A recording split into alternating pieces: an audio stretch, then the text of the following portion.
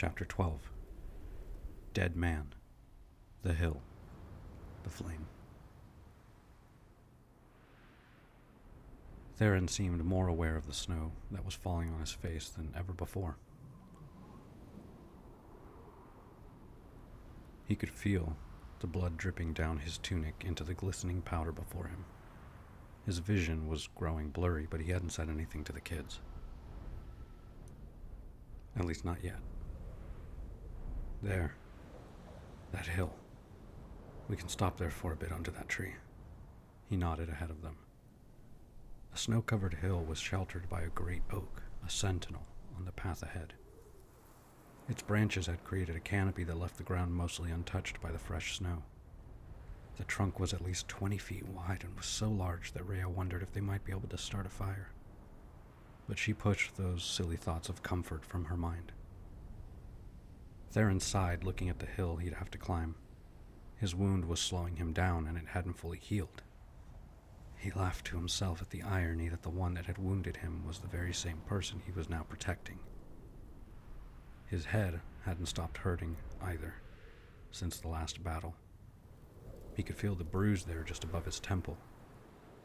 His legs hurt from all the fighting, and his body was screaming at him to stop and find warmth, since he had given his cloak and ring of warmth away to keep the kids alive. Theron was starting to think he might never make it to Portis.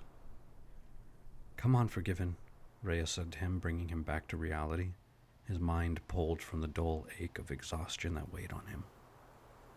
"Help your brother," he nodded at Kit, who had just slipped walking up the hill and fallen face first into the snow, vanishing beneath it. "I'll be right behind you. My knees aren't what they used to be," he lied. Rhea nodded, and after giving him a long, curious look, she went and helped her brother out of the snow. "Gods, give me just a little more strength," he said under his breath, squinting hard to focus. "Help me bring these kids to safety. Let me do one good thing with my God's-forsaken life." He clenched his fists, digging his nails into his flesh to keep him awake. Fresh blood ran down his palm and into the snow. "Afterwards, condemn me all you want, for I admit I am a sinner." Then he looked up at the hill and put one foot in front of the other. When they'd all reached the top of the hill, Theron collapsed against the tree trunk and let himself fall. His leather armor and doublet were all that kept the cold out. It wasn't enough. Not in the dead of the long nights. Theron looked out across the forest they had crossed, and the mountainside that snaked alongside it, guiding them. It was darker now as the night had progressed, and his spell had faded, making it even more difficult to see. He needed rest, but they were running out of time. "Kit," he said weakly after clearing his throat. "You see those branches? On that small tree over there?" Kit looked down at the base of the hill and nodded. "Go break them off. Bring them here. We'll start a fire for a bit." Kit smiled and stood. "Watch me," he said, flexing, and he started trudging towards the base. "I'll go watch over him while," Rhea began, starting to stand. "No," he cut her off. "I need to speak with you. Alone. Away from the boy." "Okay." She sat down again, curious. "I think I'm dying, Rhea." He laughed. Feeling her gaze, he smiled at her, her face furrowed in concern. "You can't be. She tried him. "My head is killing me. And I think that crossbow bolt of yours broke a rib. Soon I'll probably have a fever, and then the cold will just finish me off." "Then we stop. We can find another cave and keep you warm until—" "Rhea, stop. Please, listen to me. I'm not asking for your help. I've accepted this." Together the two looked down at Kit, who was using all of his weight to break a branch. Theron smiled at him. "I wanted kids once. I wanted to have a family." Rhea didn't say anything. She turned to look at him and noticed the fatigue on his face for the first time. She hated him for being what he was and who he was, but she also pitied him. She saw tears welling up in his eyes. You know, I would have married her, I think. Rhea didn't need to ask who he was talking about.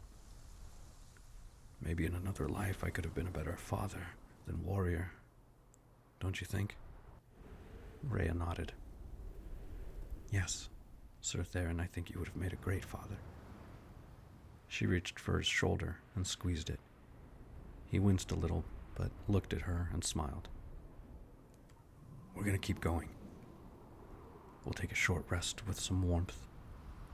Then we keep going. And then I will probably start to slow us down. Portis should only be a few hours from here. When I can no longer keep up, I will stay behind. They'll be on our trail, so they'll find me. I'll buy you as much time as I can. Then you will take Kit, and when it comes time for that, she interrupted, I will do what I have to. Kit returned moments later with a handful of sticks. Theron walked him through how to set up the fire. Rhea helped him adjust the wood. Can you start the fire? Theron asked Kit. I can't. You can. You have power in you, and we all know that. We've all seen it. Won't the enemy see it? Rhea chimed in meekly. They already know where we are, little lady. There's no more risk. But I'm afraid, Kit said sadly. Can I tell you something? I'm afraid too. Theron saw Kit's incredulous face. I know, but it's true. This magic in me, my people think is a curse. But you know what? After meeting the two of you, I'm sure this was a gift that I've never known to embrace. He gave Kit a small kick, and Kit smiled at him. Just try to start the fire, and if something happens, I'm here. Don't be afraid. Kit sighed deeply. He turned to the sticks and watched them, bringing his hands up in front of him slowly. Concentrate, Theron urged him. Feel the warmth inside you first. It's kind of hard when it's so cold. Silence. Pay attention. Feel it in you first. It's there even in this cold. Feel how the warmth moves with your breathing. Now move that warmth to your palm. Be mindful of how it moves through the arm. Kit closed his eyes, concentrating. Good. Let it keep building. You will feel it get hot against the skin, but I promise you it won't hurt you. A small flame flickered for a moment in Kit's palm. Don't think too much. Focus on the breath. Move the warmth in rhythm with your breathing. Remember, you're moving something that's a part of you. You don't need to fear it. It's no different than asking your heart to beat, or lifting an arm. The flame appeared again, this time larger. Good, Theron said excitedly. Now, push. And in a flash, Kit's palm erupted as a small bolt of flame shot forth and lit the sticks. I did it, he beamed. I told you, Theron smirked. Keep practicing and maybe you'll fight me one day, he jested. Kit laughed and looked back at his work with awe. Rhea watched Theron with a gloomy look. She imagined him as the father he wanted to be. She saw Mira's angry face in her mind's eye and tried to change it, warp it into something that was calm and peaceful. She pictured them together, smiling and laughing, and it made her sad. The feud of two neighboring countries had gone beyond the throne room and turned their people into machines, weapons, nothing more. It had laid bare their humanity and picked from the pile only that which made him a killer. And yet here, Theron was helping them. He was more than a tool. He was a human with fears and hopes and ambitions, and Rhea began to cry silently, brushing away the tears so her brother didn't see. Theron didn't notice. He simply sighed and closed his eyes. "Wake me in an hour," he said, and he fell asleep almost immediately.